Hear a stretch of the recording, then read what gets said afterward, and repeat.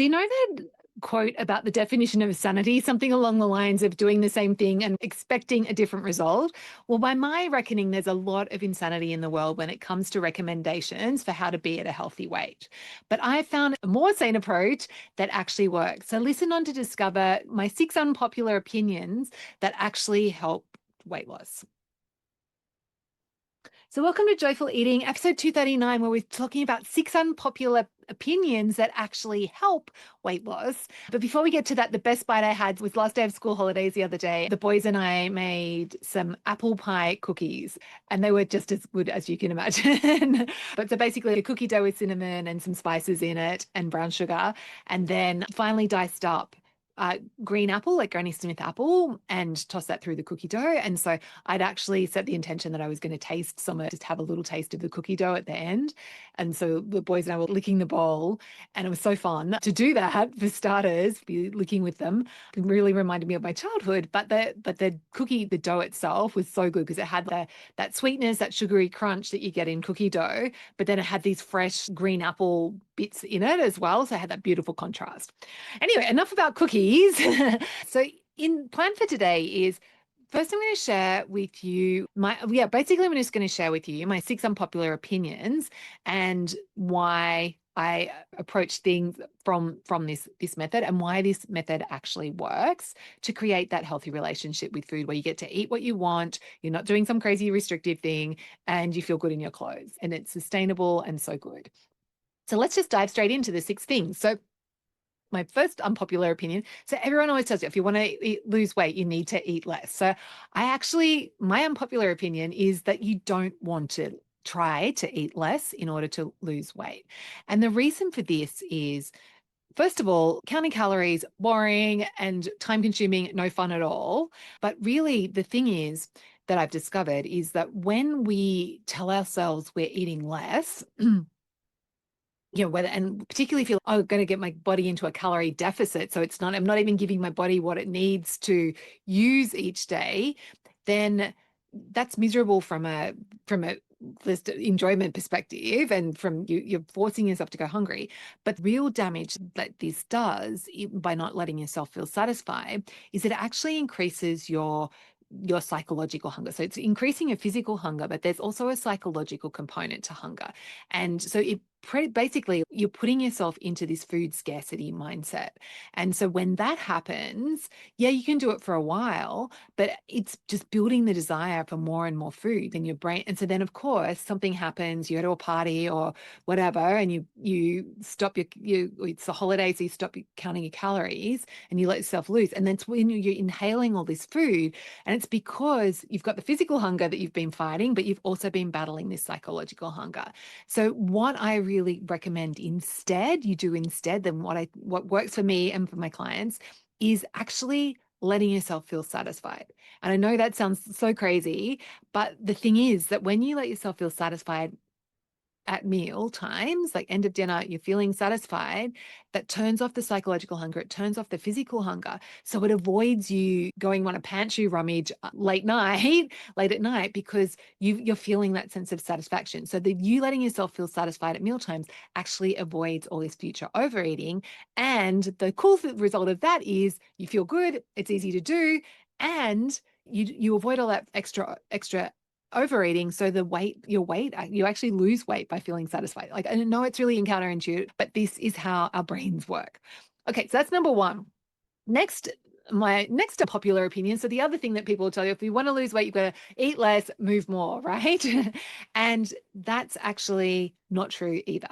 So when I work with people in the Naturally Healthy Club, I get them to keep exercise and weight loss are completely separate things. And yes, there are a billion different reasons to move your body, and I highly recommend it. I'm a very active person myself.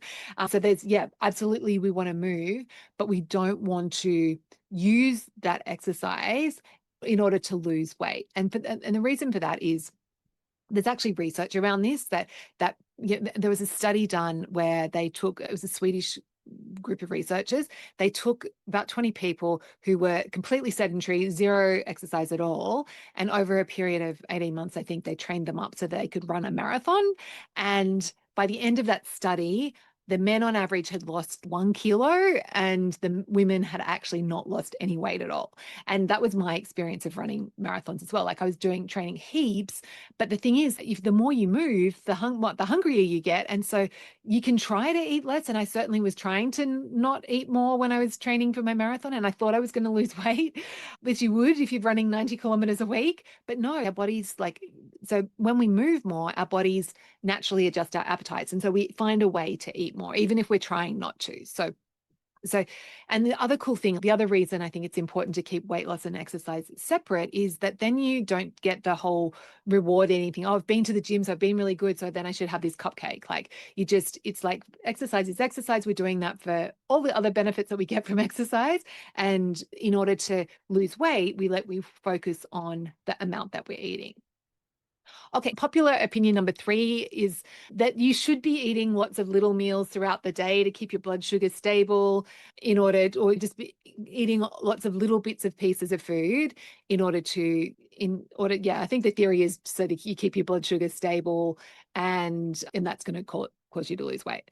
And I 100% believe that the opposite is true. So the more we graze, the less actual, first of all, problem with grazing is that we tend to be we're grabbing snacks on the fly, so they don't tend to be as nutritious as when we're having meals. We also don't put as much time and effort into preparing them or getting someone else to prepare them as when we're having meals. So they're not as satisfying as well. And the other problem with grazing is that you can pack away a lot of food through the course of the day. You can be eating a lot of calories, but you never get that sense of, oh, I'm full. I've just had a nice meal. You don't get that satisfaction. So you end the day thinking, oh, I didn't really eat that much, but then why is my weight going up, right? So it's like lose on all fronts. So what I recommend instead is actually having intentional meals and snacks. And it's up to you to figure out what that is. For some people, they love their breakfast and that's a super important meal for them. So they're breakfast, lunch, and dinner people. For other people like me, I just don't get hungry until lunchtime. So it's like not that I'm forcing myself to fast. My rhythm is I have lunch, usually about 1 or 2, and then I have a snack around 4 in the afternoon, and then I'll have my dinner at 6 o'clock ish. And yeah, having that regular meal schedule works really well for me. So, and it's actually interesting. I did have a grazing day a few months ago because I'd done a joyful cooking class and I'd made this dish and it was so amazing. It was just sitting in the kitchen and I was like, every time I was walking past, I was just grabbing a bit. And yeah, I just got to the end of the day and I was like, oh, yeah, I felt like I hadn't really eaten anything, but then all that food was gone. So I was like, I've kind of felt like, damn it, I missed out. Yeah, so highly recommend meals rather than graze. Snacking of itself isn't a problem, but you just want to be intentional with them. If you're having 10 snacks a day, you might want to think that. Okay, and then unpopular opinion number 4 is that it's really important not to see my opinion is that there are no bad foods, right? And we're living in a world, my children are being taught about the healthy foods and the good foods and the bad foods, right? And that donuts are bad and apples are good, and that they should be, in order to be healthy, then they have to be eating only healthy foods and avoiding the bad foods. And this is problematic on so many levels. First of all, you get that bad boy influence of we're actually in some ways when you're saying that when you're saying that donuts are bad or all these foods are bad, that kind of increases the desire for them. We have this that reverse psychology thing of, oh, I shouldn't be having this. That actually makes me want it more, right? It's not great for you, but it kind of increases the desire. And the other thing that it does when you're seeing food as good and bad and doing this food moralizing thing is that it kind of makes you think, oh, well, if I'm eating this healthy food, I'm having broccoli, then it doesn't matter. And you get the quantity. And I used to do this for sure. I would be eating way too much food, not listening to my body, but I was in my brain. I was like, oh, yeah, but this is broccoli. It's healthy. It's good for me. It doesn't matter how much I have. And the thing is that it does. How much, like your weight is going to be a problem if you're eating more than your body needs. And that does in your body, it doesn't matter whether it's broccoli or donuts. If it's too much food, it's too much food. So instead of seeing food as good and bad, I really think it's important to approach food from all food has value, right? Some food, the value just comes from the nostalgia or from the connection of sharing it with somebody else. But that's still equally valuable. And there's a time and a place for everything. So it's important to approach food from this place of, yeah, it's okay for me to have donuts from time to time. Do I want to be having donuts every meal, every day of the week? Quite possibly not, particularly with my blood sugar issues. But it's giving ourselves permission to have all food. It helps us create a healthy relationship with it, and it also helps us avoid overeating it. So that's unpopular opinion number 4. And then next one is that you are the nutrition expert on your body. So this is unpopular because pretty much anyone in the nutrition space is like, I guess there are the intuitive eating people, which is great, but most experts are telling you that they're coming from it like they know what's best and you don't know, you have no clue, and this, do it my way. This is a list of good foods. Here's a list of bad foods. Eat these good foods, avoid these bad foods, and you'll be fine, right? And the crazy thing is that when we do that, yeah, we can follow along some guru's plan for a while, but then of course we want to rebel against it because it's like someone else is telling us against it. And even if we're very compliant, it still may not be the right advice for us. Because the thing is that we're all, yes, we're all human and we share things, but we have unique like different blood sugar sensitives. We have different thyroid functions. We have so many variations on being human that actually change the types of foods that are best for us and also how we respond to different foods. So, for example, there's a study, and people who are diabetic, they studied people who are diabetic and people who weren't diabetic. The diabetic people, when they ate potatoes, they had their blood sugar rose a lot. When the non-diabetic people ate potatoes, their blood sugar only rose a little bit, not as much, right? Great, which is what you'd expect. But then the researchers got them to eat potato plus butter. So normally you would think that adding fat to a carbohydrate actually slows down how long it takes to get into your bloodstream, like it slows down your digestion, and so therefore your blood sugar spike is going to be less spiky and more like a curve. But what happened was that was true for the non-diabetic people, but for the people who are diabetic, adding the fat actually made their blood sugar spike more than when it didn't, which is kind of, I don't know why that is, but yeah, just an example of how different we can be in the way we respond to food. And that's just one type of food and one type of response. And then that's not even starting to think about our gut microbiomes and how variable they are as well, and how much of an impact that has into the actual, yes, it's food that we put in our mouth, but our gut determines what actually goes into our cells. So if you've got diarrhea and you're not absorbing much food, you can be eating a heap of food, but you're not gaining weight because your body's hardly using it. And vice versa, if you're really blocked up and you're constipated, then you could be eating the same as someone else, but because the transit time's so slow, your body's extracting every little last nutrient out of whatever you've eaten, like your weight is a problem, would be a problem.